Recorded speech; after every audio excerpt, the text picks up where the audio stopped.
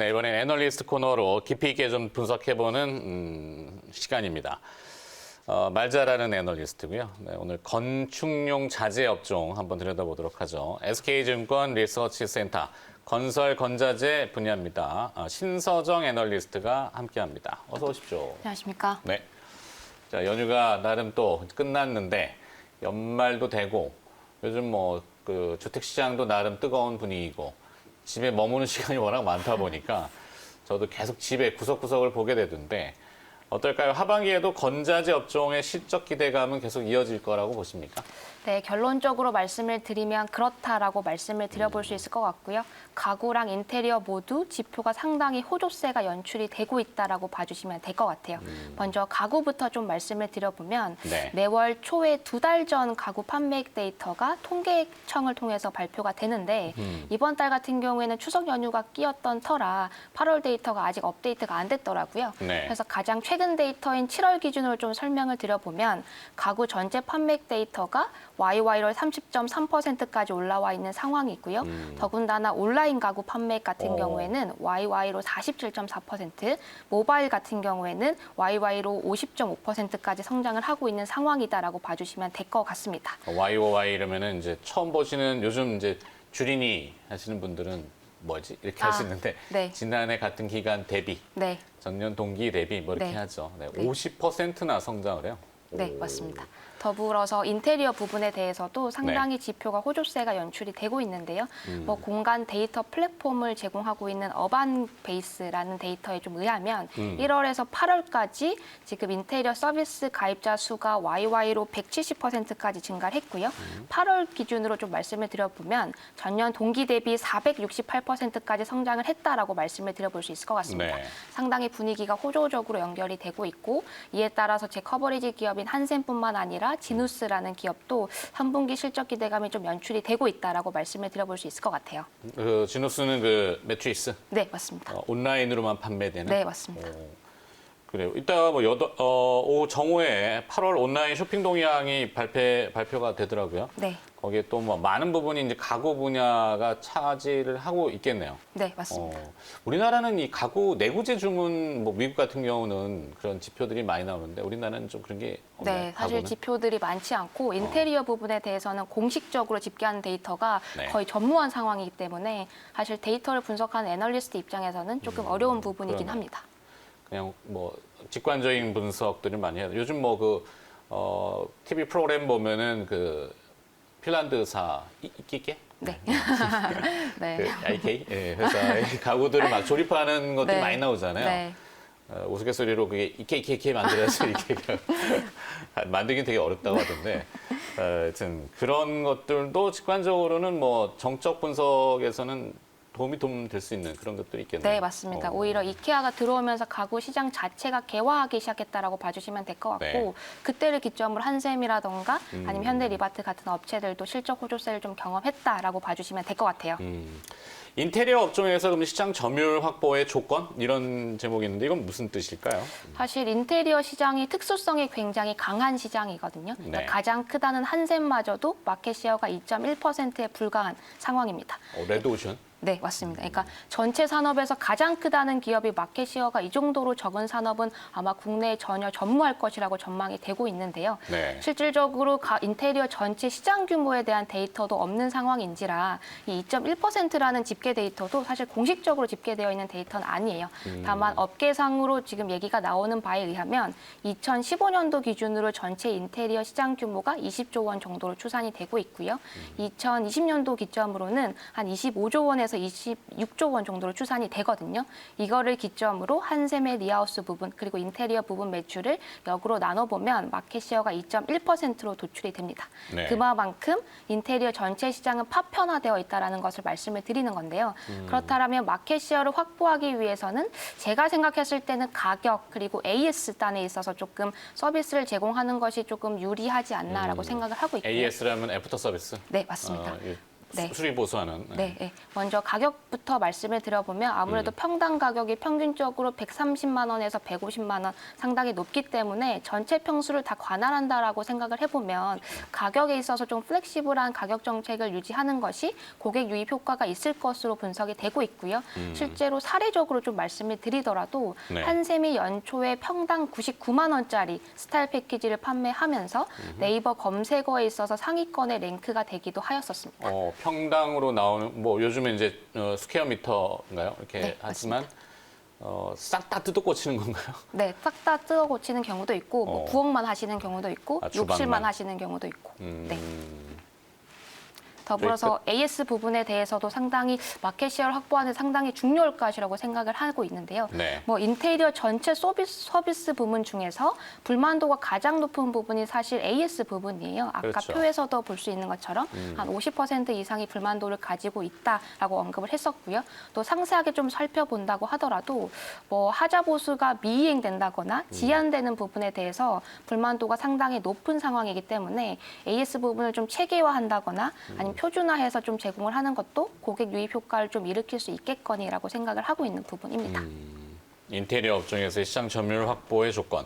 워낙 점유율이 좀 낮은 상태이기 때문에 그 마켓을 넓히기 위한 저런 방안들이 고려된다면 회사가 조금 달라질 수도 있다. 이렇게 보는군요. 자, 이런 트렌드하고 맞물려서 인테리어 업종 대장주인 지금 전에 한샘 얘기해 주셨는데 최근에 이제 삼성전자하고 기술 제휴 협정 뭐 이렇게 해야 되나요? 뭐 네. MOU? 네. 무엇을 MOU 했나요? 그러니까 9월 4일자로 MOU 공시가 떴었는데 네. 저도 다트를 뜯어보니까 내용상으로는 리모델링에 관련해서 사업 기회를 모색한다거나 스마트홈 솔루션을 좀 구축하는 데 좀 초점을 맞춰보는 것으로 나와 있고요. 제가 한샘 측과 연락을 해보니까 단기적으로 그리고 중장기적으로 시너지 효과가 좀 기대가 되고 있는 상황입니다.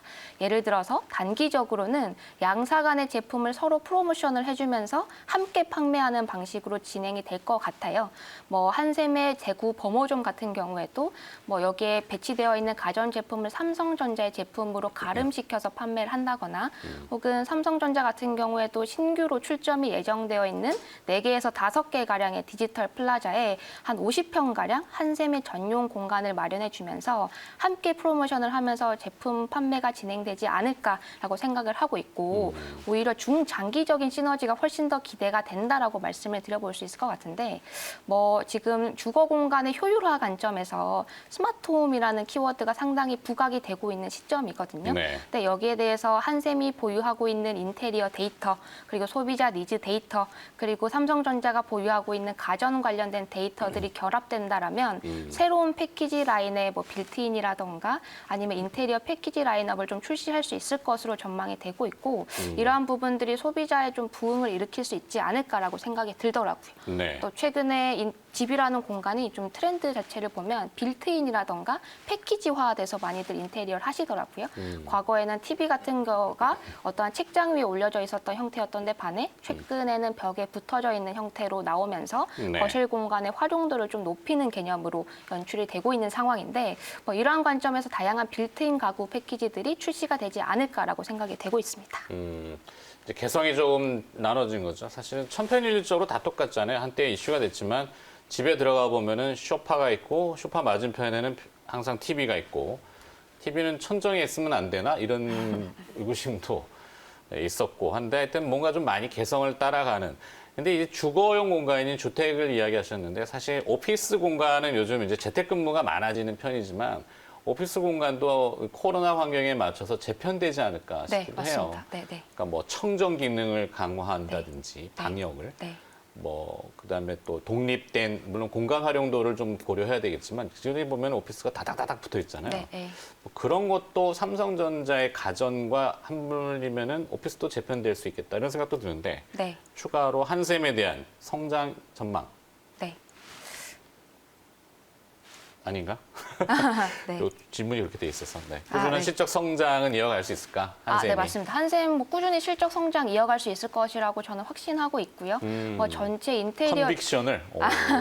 이게 전체 인테리어 시장 자체가 개화를 하는 거에 대해서는 사실 이견이 없을 것 같아요. 네. 여기에 대해서 마켓 시어까지도 같이 확보를 해가고 있는 국면이기 때문에 사실 리하우스 부문 중심으로 매출 성장세가 이어지지 않을까라고 전망을 하고 있고 아까 말씀드렸다시피 채널별로 보더라도 모바일이라던가 인터넷 부문 중심으로 매출 상승세가 굉장히 빠르게 연출이 되고 있거든요.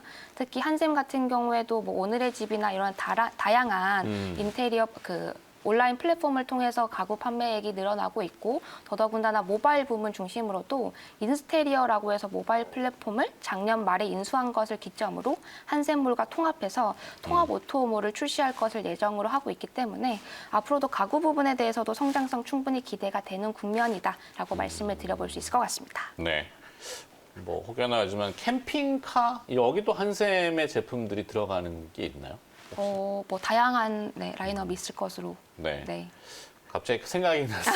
네. 네. 뜬금없는 질문이었는데, 자 이제 한샘을 봤으니까 작은 기업을 하나 좀 봤으면 좋겠는데요. 네. 오늘 준비하신 기업이 또 있죠.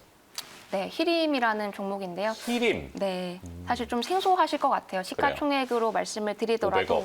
네, 한 500억 가량이기도 하고. 커버리지하기 쉽지 않은 기업인데. 네. 네, 사실 종목을 말씀드리려는 목적보다는 그렇죠. 이 산업에 대해서 좀 말씀을 드려보고 싶어서 좀 네. 소개를 드리는 기업이라고 봐주시면 될 것 같고요. 그렇죠. 이 건설 전체 밸류 체인을 놓고 봤을 때 우리가 흔히들 아는 GS건설, 현대건설, 뭐 대우건설 이런 애들이 전형적으로 도급 시공을 담당하는 시공사이거든요. 네. 근데 건설업의 밸류 체인에는 시공 앞단에 기획이라던가 설계라는 부분도 있고요. 시공 후단에 유지 및 보수 관리 부분도 있고요. 더 후단에 뭐 한샘으로 대표되는 건자재 업종들, 가구를 납품한다거나 인테리어 서비스를 제공해 주는 부분도 있습니다. 근데 이 히림이라는 종목은 사실상 설계사이자 CM사인데요. 이 설계라는 것은 딱 들었을 때 직관적으로 와닿으실 것 같아서 좀 설명을 차치하고 오히려 CM 관련해서 좀 설명을 들어보면 그렇죠. 말 그대로 시행사가 있고 시공사가 있는데 이제 시공 글자 그대로 올리는 거죠. 물리적으로. 네, 뭐 맞습니다. 텃하기 하고 네. 올리고 뭐 네. 이렇게 하는 거고 시행은 네. 토지 작업이나 어떤 플랜이나 네. 사실 PF 쪽으로 들어갔을 때 이제 많이 네. 주목받는 그런 분야인데 네. 히림이 그게 강점이 있나 보죠? 네, CM이라고 해서 CM. 시행과는 다른 부분이 있고요. 네. 뭐 시행 부분도 말씀 주셨으니까 어. 최근에는 건설업종 내에서 대형 도급 시공사가 멀티플의 좀 성장 동력을 잃은 반면에 디벨로퍼 같은 부분, 즉 시행사 같은 부분에 대해서는 멀티플 리레이팅이 굉장히 빠르게 일어나고 있거든요. 네. 단순히 두 플레이어를 수익성적인 측면에서 비교를 하더라도 뭐 대형 도급 시공사는 GP 마진이 한 20% 정도 남는다 하면 뭐 디벨로퍼 같은 경우에는 OP 마진이 15%에서 20%가 남기 때문에 그러니까 거의 업 자체가 다르다라고 봐주시면 될 것 같고 뭐 제가 약간 발음이 세서 그랬던 것 같은데 아니에요. 히림은 CM사입니다. 아, CM. 네, 컨스트럭션 매니지먼트를 담당하고 죄송해요. 있는 귀가 제가 계속 네. 애니어를 끼고 있어가지고 네, 네. 네. CM인데 시행으로 잘못 네. 들었어요. 네, 네. 정정합니다. CM. 네, 어. 담당하고 있는 애들이고요. 아까 밸류체인 설명된 거에 대해서 조금 이어서 설명을 드려보면 설계단에서 혹은 시공의 앞뒷단에서 관리와 감독을 담당하는 역할이라고 봐주시면 될 것 같아요. 아무래도 발주처 입장에서는 공기의 단축이라던가 공사비 혹은 절감 혹은 퀄리티를 상승시키는 목적에서 뭐 적정한 그 지식이라던가 역량을 가지고 있는 관리 감독자에게 이러한 부분을 위탁 관리를 맡기는 경우가 있는데 이러한 부분에 대해서 히림이라는 플레이어가 상당히 잘하고 있고요. 뭐 최근에 발주가 늘어나고 있는 데이터 센터라던가 아니면 뭐 병원 설계 같은 부분에 대해서도 상당히 특수 엣지가 분야네요. 네, 맞습니다. 그런 엣지가 있는 기업이라고 봐주시면 될 것 같습니다. 새롭게 공부하니까 아주 새로운 싱그러운데요. 네. 네. 자, 히림은 국내 그러면은 이제 및 글로벌 스마트 시티 네, 여기에 발주 증대 관련 모멘텀이 또 존재하는 모양이죠. 맞습니다. 제가 히림이라는 기업을 분석을 해보면서 네. 여러 가지 키워드를 뽑아볼 수 있을 것 같은데요. 아무래도 첫 번째로는 스마트 시티, 두 번째로는 그린 뉴딜을 좀 뽑아볼 수 있을 것 같아요. 먼저 첫 번째로 스마트 시티부터 말씀을 드려보면 뭐 한국뿐만 아니라 글로벌리 스마트 시티 산업 자체가 성장하는 데에 대해서는 모두들 이견이 없을 것이라고 판단을 하는데 2030년도까지 연 성장률이 6%까지 전망을 하는 데이터 데이터도 있는 상황이거든요. 네. 사실 뭐 국내 같은 경우에는 세종 스마트시티로 대표되는 부분이 상당히 가시적으로 올라오고 있고 1.5조 원 가량의 발주가 계속되고 있는 상황이라고 봐주시면 될 것 같아요.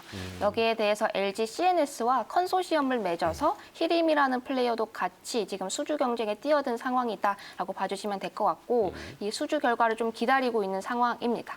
근데 이 스마트시티가 조금 발주가 되게 되면 네. 아무래도 뭐 자율주행이라던가 아니면 인프라 관련해서 데이터를 삽입시킬 수 있는 공간이 필요하기 때문에 마스터 플랜이라던가 설계 부분에 대해서 상당히 중요도가 올라갈 것으로 전망이 되고 있고요. 그렇기 때문에 이런 쪽에 좀 엣지가 있는 히림 같은 업체들이 네. 수혜를 받을 수 있지 않을까라고 생각을 하고 있습니다. 네. 더군다나 지금 표에서 나가는 것처럼 지금 국내뿐만 아니라 글로벌리도 여러 가지 스마트시티 단에서 기본 설계라던가 마스터 플랜에 대한 레코드가 있기 때문에 추가적으로 수주를 받을 수 있는 가능성도 상당히 높아 보인다라고 말씀을 드려볼 수 있을 것 같아요. 네.